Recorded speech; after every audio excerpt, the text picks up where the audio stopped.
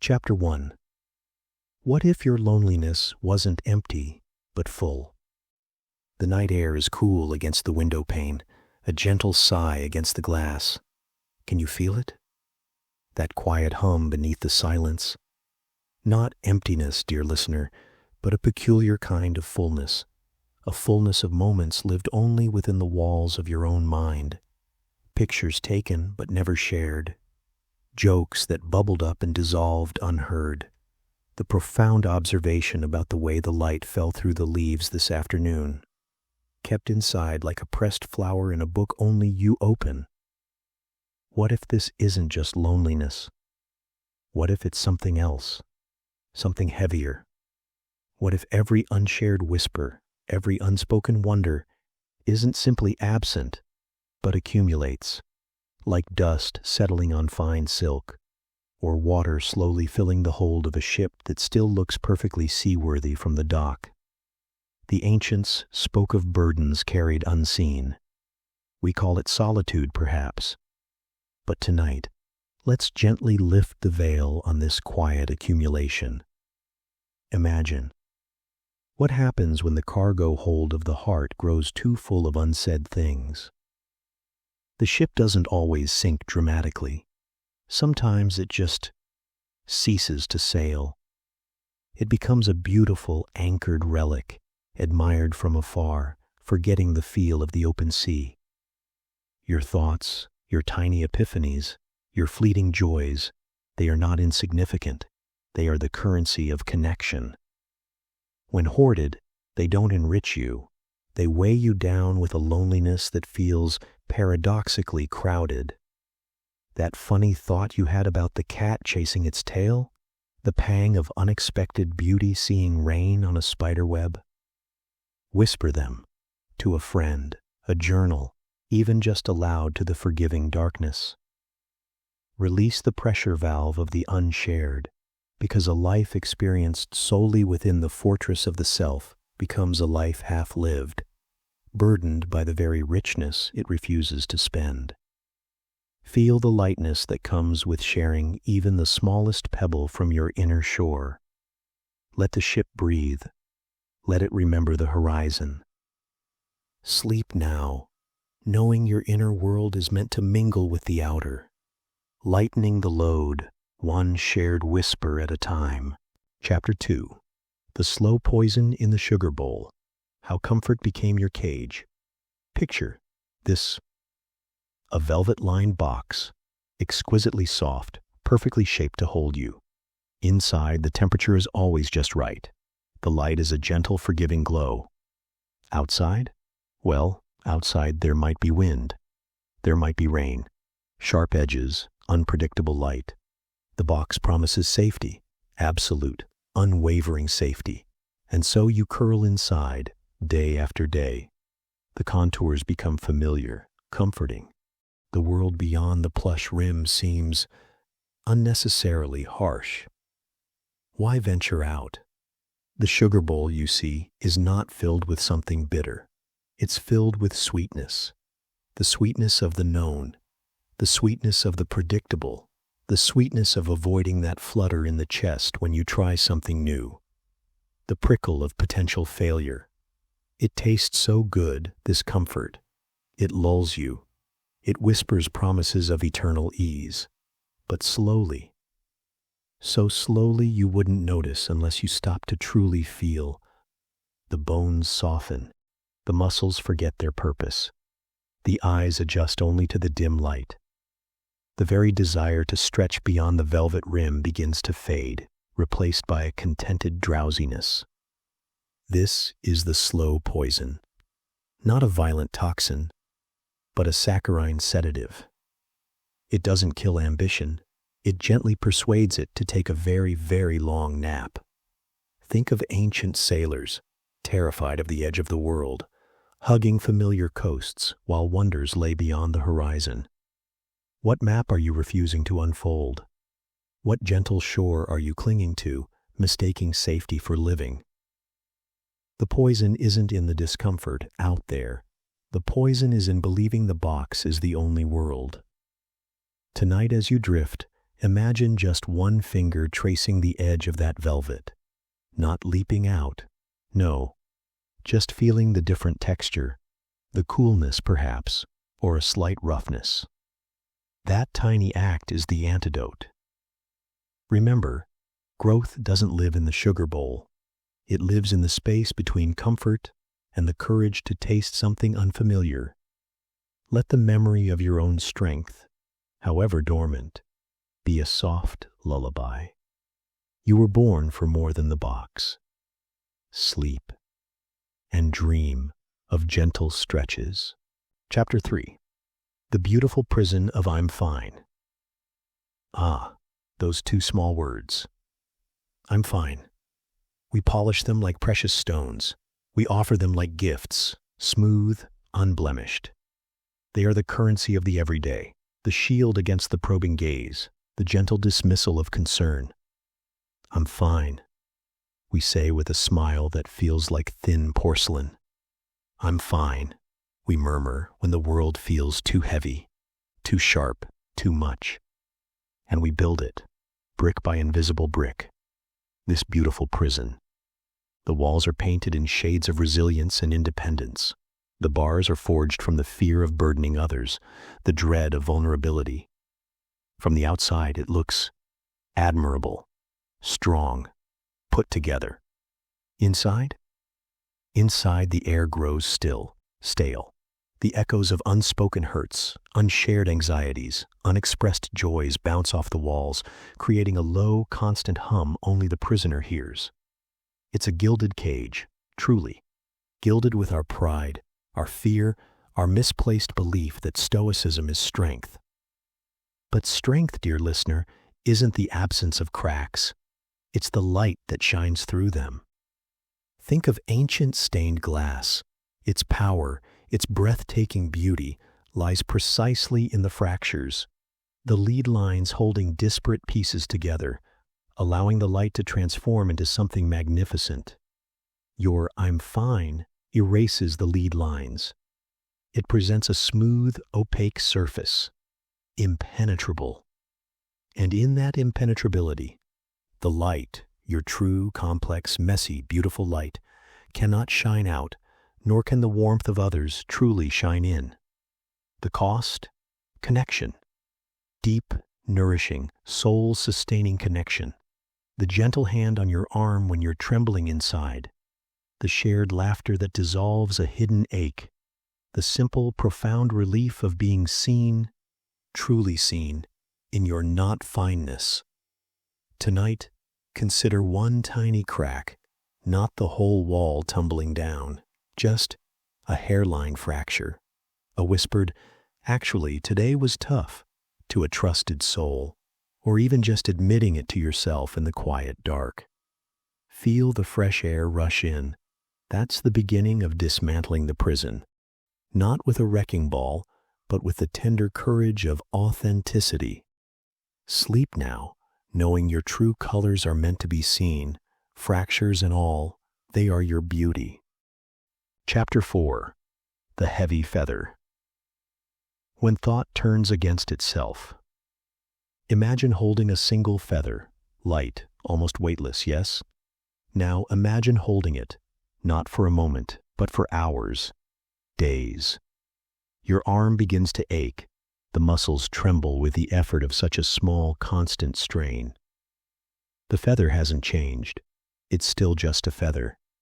But the holding, the unending, unrelenting holding, that becomes the burden. This, dear listener, is the tyranny of the circling thought. The worry that alights, gentle as a feather at first. A concern about tomorrow, a replay of yesterday's awkward moment, a what-if scenario, soft and downy, innocuous. But you pick it up, you hold it, you turn it over and over and over. You don't put it down. Soon, your mind's arm is screaming. Exhaustion sets in, not from physical labor, but from the sheer, relentless effort of cradling that one insubstantial thought. The ancient philosophers knew this thief of peace. They spoke of the mind as a river. Thoughts are leaves floating on its surface. Observe them, they advised. Acknowledge them, but do not dive in after every single one, clutching it tightly, demanding it explain itself or change its course. Let the leaf float by. The river flows regardless. Your circling thought about the email, the conversation, the future, the past, it gains its crushing weight only through your unwavering grip. The feather only becomes heavy because you refuse to let it go. Feel your mind now. Is it clutching? Is there a familiar thought feather held so tightly your mental knuckles are white? Gently, so gently, uncurl one finger, then another. Imagine the feather drifting from your grasp, landing softly on the surface of that inner river. Watch it float away. The relief isn't in solving the thought. It's in releasing the grip. Sleep is the ultimate release. Let the river carry the feathers tonight. You need only rest your weary arms. Chapter 5. The Unseen Storm. When calm waters hide dangerous currents, picture a vast, still lake at dawn. Mist curls above its surface like breath, utterly peaceful, serene, a mirror to the awakening sky. Perfect calm. But beneath, deep, deep beneath that placid surface, what currents might swirl? Unseen forces, born of hidden springs or forgotten disturbances, moving with silent power. The lake looks undisturbed, yet over time, those hidden currents shape the very bed below.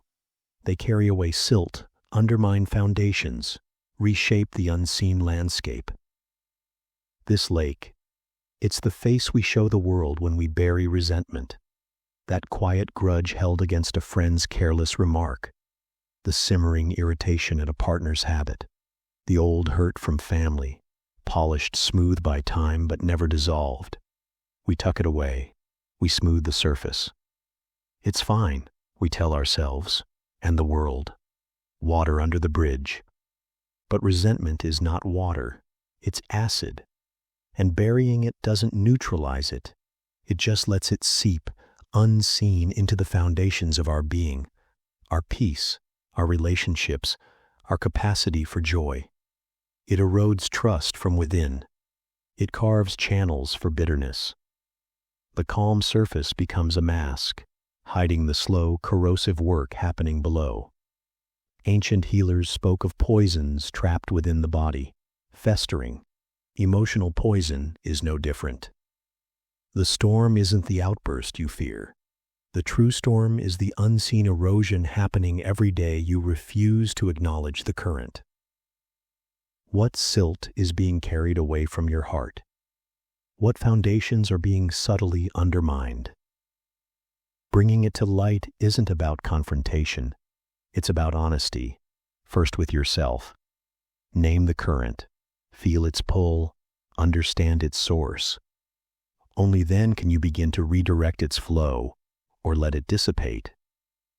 Forgiveness often is simply choosing to stop drinking the poison yourself. Tonight, as you float on the surface of sleep, send a gentle probe downward, not to stir the depths violently, but to acknowledge the currents. Awareness is the first step to calming the true storm.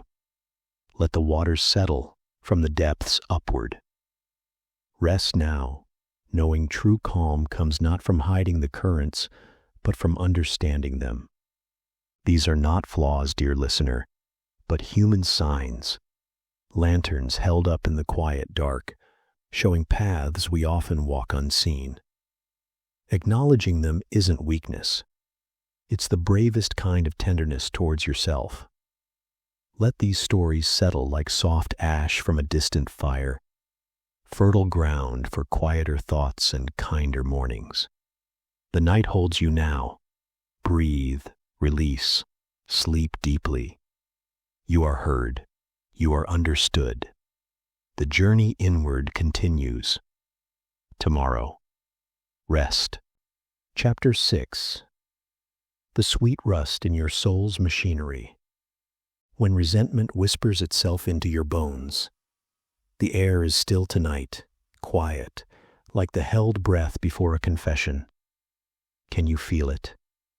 That faint metallic tang at the back of your thoughts. Not quite anger, not quite sorrow.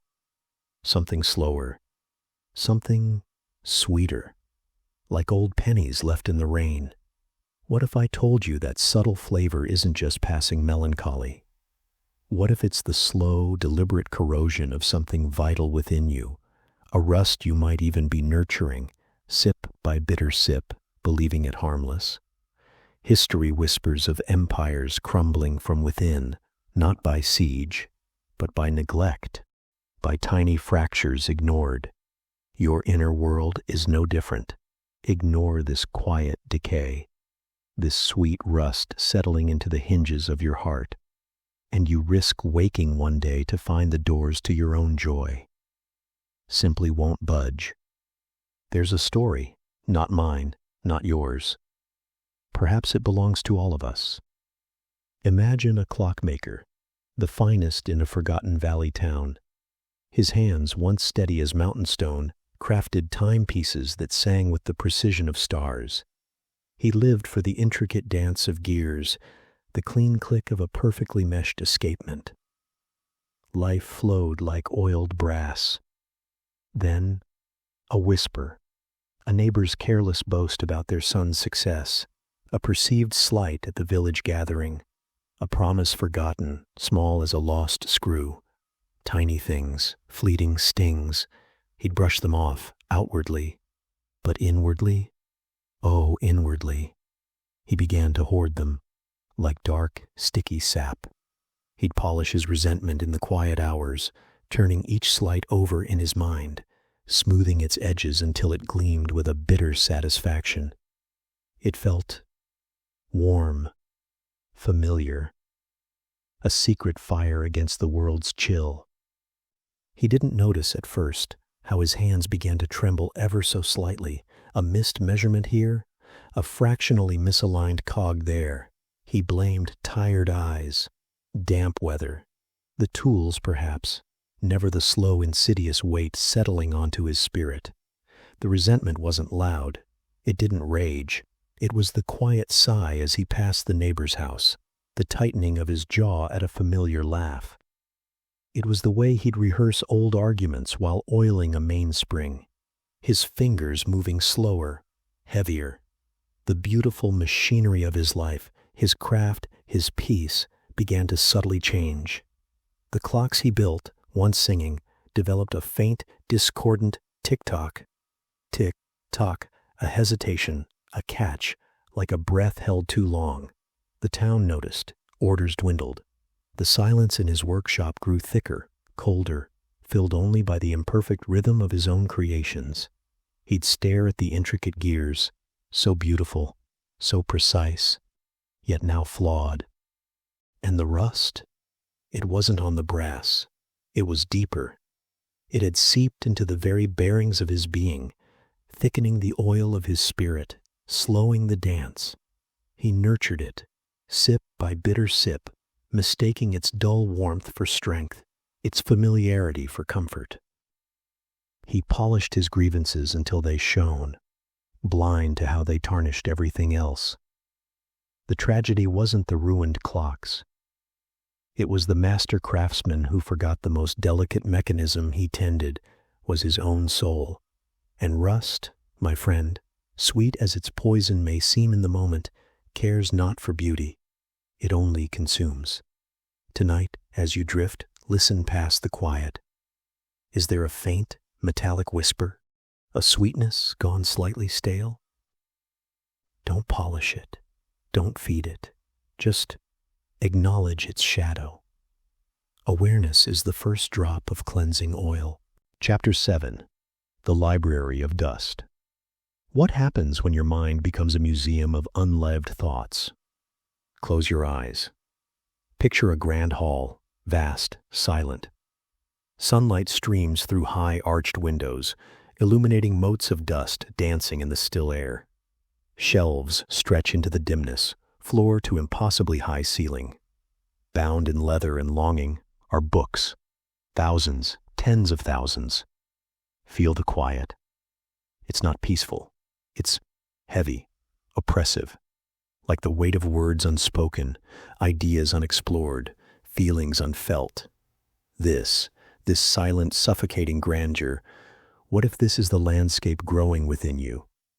Not a vibrant mind, but a museum.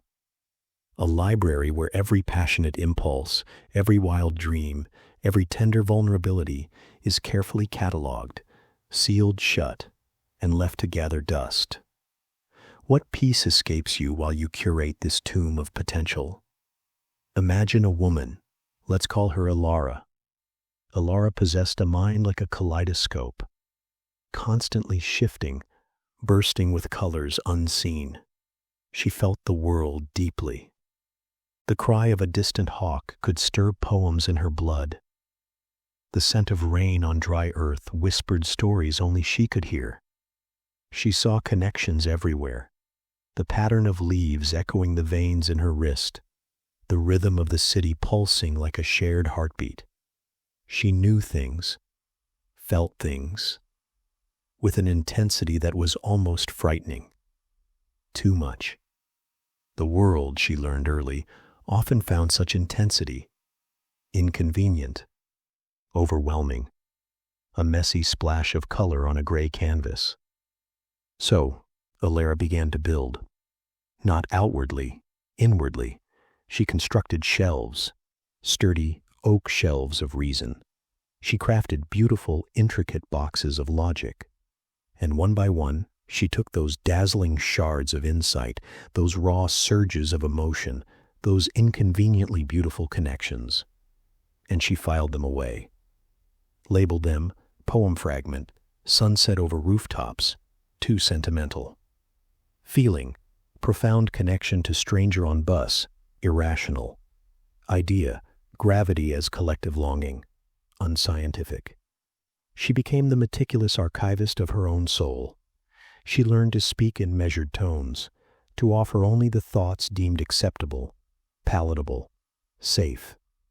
Her outer life smoothed, predictable, admired even for its calm efficiency. But inside, inside the library grew vast and cold. The vibrant colors of her thoughts faded behind glass cases labeled, "Curiosity, do not touch." The passionate poems became brittle parchment behind velvet ropes. The profound feelings were taxidermied exhibits, preserved, lifeless, labeled. Historical feeling, joy, circa age 12. She'd walk the silent aisles sometimes, trailing her fingers over the dusty spines. A profound sadness would wash over her, thick as the dust itself, but even that feeling would be carefully noted and shelved under. Melancholy, shelf 7, row D. The weight wasn't in the books themselves, but in the absence of the life they once held. The stifled cries, the undanced dances, the love letters never sent. It was the weight of 1,000 unlived moments pressing down on the single, thin thread of the life she was living. Her intellect became a guard, not a guide, her reason, a warden. She curated a magnificent tomb, mistaking order for peace, control for safety. The tragedy wasn't the books unwritten. It was the vibrant feeling woman who vanished into the echoing silence of her own meticulously organized mind.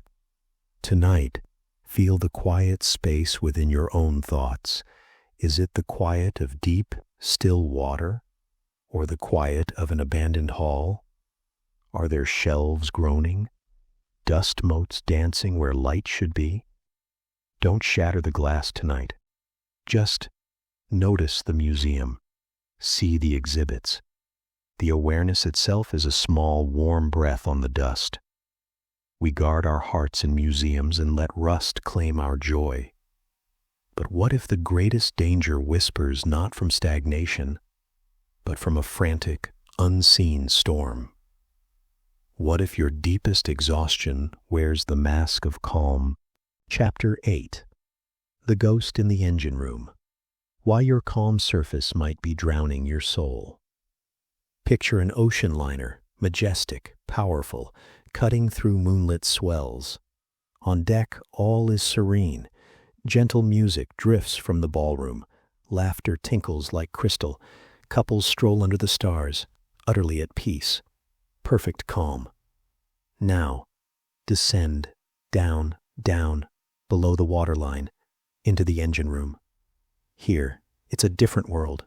Roaring furnaces, pistons slamming like metallic hearts gone mad, gears grinding, shrieking under impossible strain. Engineers, faces streaked with oil and desperation, scramble. A pipe has burst, steam scalds, alarms are blaring, drowned out by the monstrous din. They're fighting to keep the lights on, the engines turning, the illusion of that perfect deck above afloat. What if this is the hidden reality of your mind? That serene surface you present to the world. Is it floating effortlessly, or is it a desperate performance held aloft by an engine room screaming on the brink of collapse? Meet Thomas. To everyone who knew him, colleagues, friends, even his family, Thomas was the embodiment of unflappable calm, the rock, the steady hand. Crisis at work. Thomas would smile, crack a dry joke, and methodically solve it. Emotional turmoil around him, Thomas was the anchor, offering rational perspective, a comforting pat on the shoulder. "Don't worry," he'd say, his voice a smooth lake. "It'll work out." And they believed him. How could they not? His surface was so still. What they couldn't see, what Thomas barely acknowledged himself, was the frantic, ceaseless activity below. Every perceived slight, every looming deadline, every unresolved tension in a relationship, every flicker of his own fear or sadness. He didn't express it. Oh no, he processed it. Internally. Relentlessly. It was a full-time job, this maintenance of calm. He'd lie awake at night, his mind the engine room in overdrive. Should I have said that differently? What if the project fails? Did that look mean disapproval? Must remember to call mother. Why do I feel so hollow? Fix it. Analyze it. Control it. Rationalize it. His inner engineers worked triple shifts, shoveling worry into the furnace, hammering anxieties into shape, welding over cracks of vulnerability with sheets of cold logic. The pressure gauge was perpetually in the red. The cost wasn't in outbursts. It was in a slow, deep erosion, a weariness that sleep couldn't touch, a joy that felt thin, painted on, connections that felt distant, observed rather than felt. He was so busy managing the internal chaos, ensuring the deck remained impeccably serene, that he had no energy left for simply being, for feeling the sun on his face without analyzing its angle, for laughing without monitoring its volume, for loving without constantly checking the emotional pressure valves. His calm wasn't peace. It was exhaustion in a tailored suit. It was the eerie quiet of resources depleted. The ghost in Thomas's engine room wasn't a specter of fear, but the haunting absence of his own unfiltered presence. He drowned his soul not in waves of emotion, but in the desperate, silent effort to keep it perfectly, terrifyingly dry. Tonight, as you float in the darkness, listen. Below the quiet rhythm of your breath, is there a distant hum, a faint vibration, a sense of relentless, unseen labor holding your surface impossibly still? Don't rush to fix the engines now. Just acknowledge the heat. Feel the strain. Knowing the ghost is there is the first step toward turning down the boilers. Chapter 9. The Haunting Melody You Can't Quite Place When Longing for Yesterday Steals Tomorrow. A half-remembered tune drifts on the edge of sleep. Familiar, achingly so. A few clear notes, then it dissolves, leaving only an echo of warmth, a pang of something. You chase it, turning over in the soft sheets, but it slips away, leaving behind a sweet, melancholic residue. What if that elusive melody isn't just a fragment of some old song? What if it's the siren call of a past that never truly was? A longing so beautifully crafted in memory's workshop that it silently bleeds the color from the sunrise waiting just outside your window? We build golden cages from the gilded moments of before and wonder why the present feels so gray. Think of Clara. Clara carried a small, perfect snow globe in her heart. Inside it, a scene of crystalline beauty, her childhood summers at her grandparents' lakeside cottage. The water, always impossibly blue. The sun, always warm and forgiving. The laughter, always pure and echoing. Her grandfather's stories, her grandmother's pies, the feeling of safety so absolute it felt woven into the very air. It was real. Those moments existed. But time, that subtle alchemist, had worked its magic on Clara's memory. It filtered out the mosquito bites, the sibling squabbles, the rainy days trapped inside, the anxieties of being small in a big world. It burnished the good until it gleamed like a jewel. This snow globe memory became her refuge. When adult life felt complex, harsh, disappointing, a difficult job, a relationship's friction, the gnawing uncertainty of the future, she'd retreat inside it. She'd shake the globe gently and watch the glittering perfection swirl. That was real, she'd whisper to herself. That was happiness. That was home. But the snow globe wasn't a refuge. It was a filter. It colored her perception of now. The vibrant autumn leaves outside her city windows seemed dull compared to the remembered lake's blue. A friend's genuine warmth couldn't compete with the distilled, pain-free love of her snow globe grandparents. A present moment of quiet contentment felt lacking, because it wasn't that. She wasn't just remembering the past. She was using it as a weapon against the present. The haunting melody she chased was the soundtrack of a paradise lost that had never been quite so paradisiacal.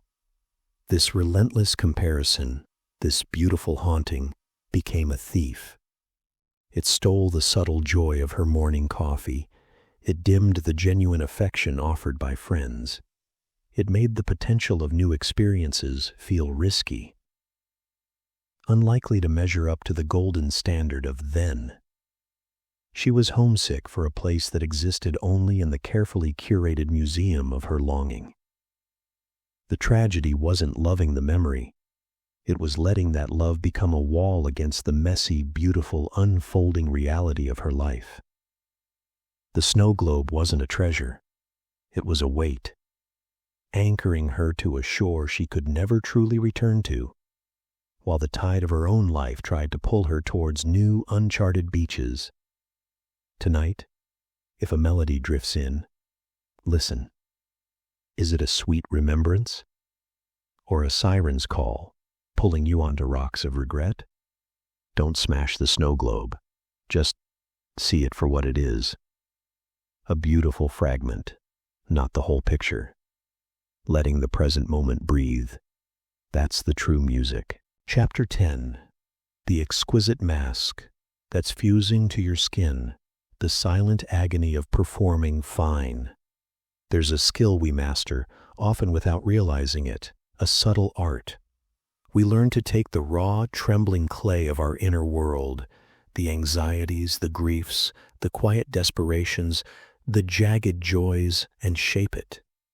We smooth the rough edges, we paint on a serene expression, we fire it in the kiln of social expectation until it hardens into something presentable, something called fine.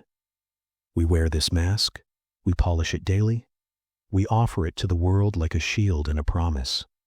But what happens, slowly, imperceptibly, when the mask stops being something you wear and starts becoming something you are? when the clay fuses to the skin beneath, when fine isn't a state anymore, but a slowly tightening shell, silencing the true voice within. The performance of okayness can become the quietest form of self-destruction.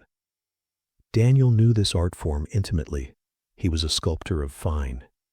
His mask was a masterpiece, charming smile, always ready, a reassuring nod, a steady job, reliable, helpful, the guy you could count on.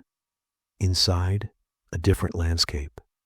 Storms of anxiety could rage about work, about money, about the terrifying, beautiful vulnerability of loving his partner deeply. Waves of grief for a lost parent still crashed against unseen shores. Moments of pure, unadulterated wonder at a sunset would flare, intense and bright. But Daniel's hands, skilled by years of practice, knew what to do. Take the storm, knead it into calm, take the wave, smooth it into a gentle ripple, take the fierce joy, temper it into a pleasant smile. Present fine. It felt like protection, like strength, like sparing others his messy inner weather. The mask was light at first, easy to lift off when alone. But over time, the act became ingrained, the smoothing, the tempering, the painting. It became less conscious, more reflex. He wore fine at the grocery store, at family dinners, even in the quiet moments with his partner, afraid the raw truth might be too much, too ugly, too burdensome. The fusion began subtly. A numbness where fear used to flare, a hollowness beneath the practiced laugh, a terrifying moment when genuine sadness arose, and instead of tears, all he could produce was the smooth, practiced curve of his concerned but coping expression. The mask wasn't protecting him anymore. It was suffocating him, silencing his authentic voice, replacing it with a pleasant, predictable script. The true agony wasn't the inner storms. It was the inability to let them show, even when he desperately needed to. The shell of fine became a prison of exquisite politeness. Connection felt distant, happening on the surface of the mask, never reaching the trembling human beneath. He watched others express pain, joy, anger, with a strange, aching envy. Their faces moved, their voices cracked. They seemed alive. Daniel felt encased. The tragedy wasn't his pain. It was the slow, self-inflicted mummification of his own vibrant spirit beneath the beautifully crafted, utterly necessary lie of being fine. Tonight, feel the surface of your own expression in the dark. Is it soft skin or something smoother, harder? Does it feel like something you have or something you are? Don't try to rip it off. Just feel its weight. Acknowledge the face beneath, waiting to breathe. Knowing the mask is there is the first fragile crack in its perfect surface. Chapter 11. The Whispered Symphony of Small Leavings. Imagine just for a moment. What if the most profound losses in your life weren't announced with crashing cymbals, but with the quiet, almost imperceptible sigh of a single leaf falling in an empty forest? What if the erosion of your inner world began not with earthquakes, but with the gentle, persistent drip of forgotten moments? Tonight, we explore the silent symphony of small leavings, those subtle, daily abandonments of self that compose a haunting melody of absence within you. It's a sound so faint, most never learn to listen, until the music turns mournful. What precious notes might you have already let slip away, unheard? The air tonight feels still, like held breath. Think of the last time you truly savored something simple. Not the grand gestures, the victories celebrated, but the quiet miracle of steam rising from your morning cup. The precise way sunlight fractured through a dusty window pane onto an old wooden floor. Can you recall it? The feeling of it? Or has it blurred, another indistinct brushstroke on the canvas of rushing days? That blurring, that's the first note in the symphony, the leaving of presence. We stop showing up for the tiny wonders, mistaking observation for participation. We glance, but we don't gaze. We sip, but we don't savor. The world becomes a slideshow flickering past a weary window, not a landscape to be walked, touched, breathed in deep. And with each skipped breath of appreciation, a small vital part of us leaves. It doesn't pack a bag or slam a door. It simply fades like the scent of rain on hot pavement, leaving behind a faint, unplaceable longing. Then there's the leaving of the voice. Not the shouting voice, not the arguing voice, but the true voice. The one that murmurs, "This doesn't feel right," when you agree to something against your grain. The one that whispers, "I'm tired," when you push through exhaustion with gritted teeth. The one that sighs, "I'd love to try that," but is drowned out by the louder chorus of, "I shouldn't, I can't, what will they think?" We silence these quiet utterances, these inner truths, because they seem inconvenient, fragile, unimportant compared to the demands of the external score. We trade authenticity for harmony, or what we mistake for harmony. But each stifled whisper is a vital instrument falling silent in your inner orchestra. The melody grows thinner, less resonant, until one day you realize you're humming someone else's tune entirely, and the unique song that was yours has quietly left the building. And what of the leaving of boundaries? Not the fortress walls, but the gentle hedgerows, the soft markers that say, "This far is okay, beyond here is mine." Picture a meadow. Healthy boundaries are like the wild flowers that naturally grow at its edges, defining its space without harshness. But neglect them, trample them down in the name of being agreeable, available, endlessly accommodating, and slowly, imperceptibly, the meadow loses its shape. Others wander in, sometimes carelessly, sometimes with demands, churning the soft earth. Your quiet space, your inner sanctuary, becomes a public thoroughfare. You feel drained, vaguely resentful, but can't quite pinpoint why. It started with a single yes when your soul screamed no. It started with letting someone cross a line so small it seemed insignificant. Each tiny trespass, each ignored flutter of discomfort, is another wildflower crushed. The symphony plays a note of dissonance, a low, unsettling hum of violation you learn to ignore, until the meadow feels less like home and more like open, unprotected land. The sense of sacred space leaves. This symphony isn't played on grand stages. It's composed in the quiet corners of your being. The skipped lunch break where you needed stillness. The postponed phone call to the friend who nourishes your soul. The book left unopened on the nightstand because exhaustion won. It's the dream you folded neatly and tucked into a drawer labeled "Someday," watching the ink fade on the label year after year.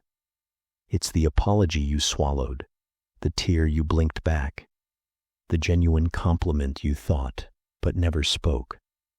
These are the small leavings. Each one seems insignificant, a single dropped stitch. But the fabric of yourself, your spirit, your resilience is woven from these threads. Drop enough, and the whole garment unravels, not with a dramatic tear, but with a sigh. You wake one morning feeling hollow, a vague sense of absence, like a room where familiar furniture has been slowly, stealthily removed. You're still standing, but the space echoes. That echo is the sound of your own quiet departures. Why listen tonight? Because these small leavings are the silent thieves of peace. They steal the richness from your present, the color from your memories, the foundation from your future strength. They leave you vulnerable to the louder storms, the ones that do crash like cymbals, because your inner resources, the reserves built by presence, authenticity, and sacred boundaries, have been quietly depleted. The ancient wisdom here isn't complex. It's the simple, profound act of tending the small moments, tending the quiet voice, tending the gentle boundaries. Like a gardener whispering to seedlings, your attention is the water, the sun. To ignore this tending generation after generation is to inherit a legacy of inner scarcity. But to listen, to reclaim even one small note, one wildflower boundary, one moment of true presence, is to begin composing a different symphony, one of wholeness, one where the quiet isn't an absence, but a deep, resonant peace, a peace that sounds remarkably like coming home to yourself. Feel that quiet returning now, not as emptiness, but as a spaciousness ready to be filled with your own gentle, attentive presence. Let the silence hold you, and listen for the next soft note you choose to play, or cherish, or simply let be. The symphony is yours to conduct, one conscious breath, one small reclaimed moment at a time. Rest now in the soft awareness of what truly matters, what truly remains when the noise fades. That echo of absence. It sometimes takes the form of other voices, doesn't it? Not voices from outside, but voices from within. Voices that should have spoken, but were silenced long ago. What if your deepest wisdom isn't lost, but patiently waiting in a forgotten inner library? Chapter 12. The Invisible Ink Stains on Your Soul's Blueprint. Imagine. A master architect drew the map of your spirit long before you took your first breath, not in pencil, but in light. A luminous blueprint of your purpose, your joy, your untamed essence. But life with its well-meaning hands began tracing over it, tracing with the ink of shoulds and musts and not good enoughs. With every criticism absorbed, every dream deferred, every mask worn to please, another stroke of invisible ink stained the original design. Now the radiant lines are faint, obscured. You feel a nagging dissonance, as if you're building a life from someone else's plans. What sacred patterns lie hidden beneath those stains? And how might you dissolve them to reveal the masterpiece you were meant to inhabit? Every soul arrives here, pristine, a scroll of pure potential. Then comes the world's first whisper. Don't cry so loud. A stain. Then another. Real artists starve. Choose practicality. A blot. Hide your strangeness to be loved. A dark smear. These aren't carved in stone. They're written in spectral ink, invisible to the eye, but felt in the hollow places, in the exhaustion of performing a role that doesn't fit, in the phantom ache for a life you can't quite name, but know exists somewhere. You see glimpses of the original blueprint sometimes, in sudden bursts of joy when you dance alone, in the flow of creating something useless and beautiful, in the courage that flares when you defend someone's truth as if it were your own. That's your soul's light, burning through the stains. The tragedy isn't the staining, it's believing the stains are the design, mistaking the ink of "I'm too much" or "I'm not enough" for gospel, building shrines to limitations that were never yours to carry. You decorate the cage, you polish the chains, all while the real blueprint, wild, expansive, unapologetically you, grows fainter beneath layers of borrowed expectations. But the soul never forgets. It sends signals. Restlessness at 3 a.m., a lump in the throat during corporate meetings, inexplicable grief in perfect suburbs. These aren't flaws. They're the blueprint fighting to be seen, like ultraviolet ink glowing under a moon it was meant to recognize. Dissolving the ink requires no harsh scrubbing, only awareness and gentleness. Begin by noticing where life feels tight. Where does your breath catch? Where do you shrink or armor up? These are the stained areas. Place a tender hand there, literally or in your mind's eye. Ask, whose voice wrote this here? Was it the teacher who shamed your curiosity? The parent who mistook conformity for safety? The culture that sold you smallness as virtue? See the stain not as you, but as a message left by a wounded passerby. Then, invite the light. Imagine your original blueprint glowing beneath, a golden line of pure instinct, a cobalt curve of authentic desire. Let your breath be warm water, softening the ink. Watch as the false words blur, fade, until only the luminous truth remains. I am here to create, not compete. My sensitivity is my compass, not my curse. I choose wonder over worry. This is sacred archaeology.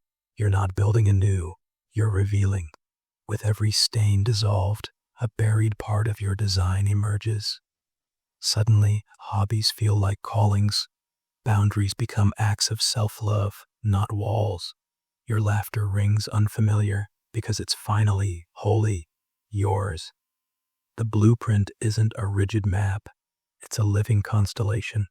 It guides you to the people who reflect your light, the work that feels like play, the risks that thrill instead of terrify. The stains taught you survival, but the blueprint holds your aliveness. So tonight, as darkness cradles you, imagine your soul's scroll unrolling.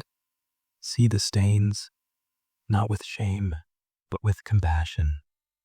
They were lessons, not life sentences. Now, breathe golden light across the parchment. Watch as the ink of not deserving evaporates, revealing the words born worthy. See the smear of hustle dissolve, uncovering rest is sacred. Let every fear-born mark lift until only the original design remains. A map written in stardust and synapse. A plan so magnificent it could only be yours. You need no external permission to live it, just the courage to trust the light that's been there all along, waiting, patient as dawn. Rest now, knowing every stain was temporary, and your true blueprint is eternal. Chapter 13. Your bones remember the peace. Your mind forgot. Close your eyes and feel the weight of your body sinking into stillness. Notice the quiet hum beneath your thoughts, the subtle thrum of blood, the whisper of breath, the ancient rhythm your skeleton has known for millennia. Your mind races with tomorrow's worries and yesterday's regrets. But deep in the marrow, in the silent spaces between joints, lives a memory of stillness so profound it predates language. What if your very bones are whispering a truth your busy mind has buried? That the peace you seek isn't out there. It's encoded in the cathedral of your body, waiting for you to stop and listen.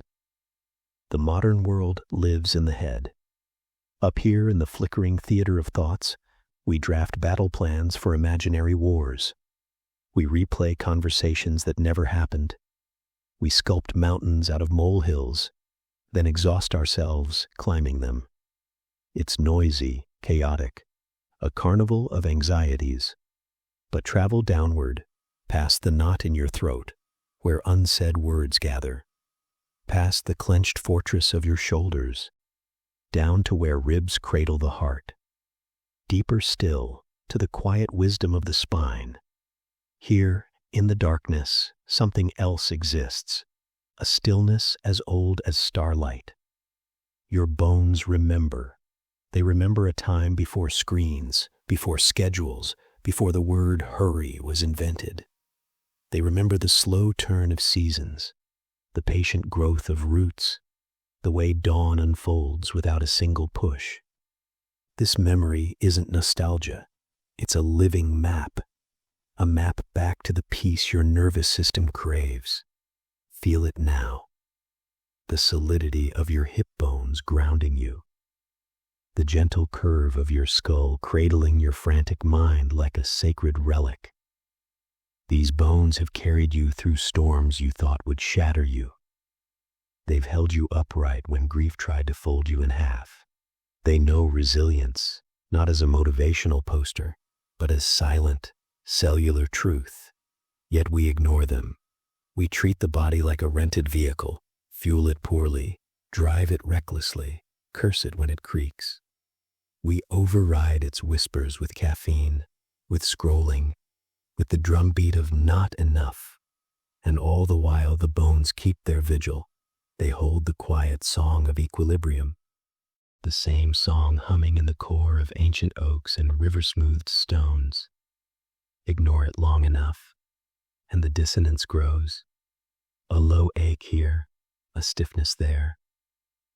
Not punishment, but love letters from your deepest self, pleading, come home. Come back to the rhythm you were born into. Consider the sparrow. It doesn't question if it deserves rest on the branch. It doesn't rehearse speeches while hunting seeds. It simply is, fully, completely. Its tiny bones are light, hollow, built for flight, yes, but also for surrender to the wind's will. Your bones are heavier, denser, yet they yearn for that same surrender, not to laziness, but to trust, to the understanding that you too belong to the great unfolding. That peace isn't something to achieve. It's the bedrock you've been standing on all along. When you silence the mind's chatter, you hear it. The hum of your cells aligning with Earth's magnetic pulse. The sigh your vertebrae release when you finally stop fighting gravity. This is the peace your ancestors knew, not as an abstract concept, but as the very air in their lungs. The peace of a stone resting in a stream, shaped but unbroken. How do you return? Start with the breath, not controlled, but observed. Let it flow like tide through the caves of your ribs. Feel how each inhale lifts your sternum like a tiny sunrise. Each exhale melts your spine like warm wax. Your bones remember this rhythm. They expand and settle to its ancient cadence. Then move, but slowly. Not exercise, but conversation. Let your shoulder blades slide like wings as you reach for a cup. Feel your femur roots grounding through your feet as you stand. Notice the hinge of your knees, how they know exactly how much to bend to absorb the weight of being alive. These are not mechanical actions. They are prayers in motion, rituals of reclamation. And when the mind protests, this is too simple, where's the effort, the striving? Gently thank it. Then return to the temple of your hips, the quiet altar of your pelvis, the unshakable foundation of your heels. Your bones hold the peace your mind forgot because they are not fooled by emergencies. They know winter always gives way to sap rise. They know darkness is just the cradle for stars.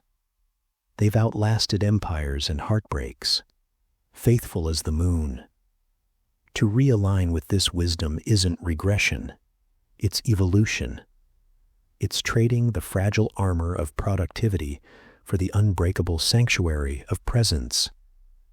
So tonight, as you drift, let your mind soften like mist over a lake. Sink into the vessel that has never abandoned you. Feel the quiet hum in your wrists, the patient strength in your shins, the sacred curve of your spine holding you always between earth and sky.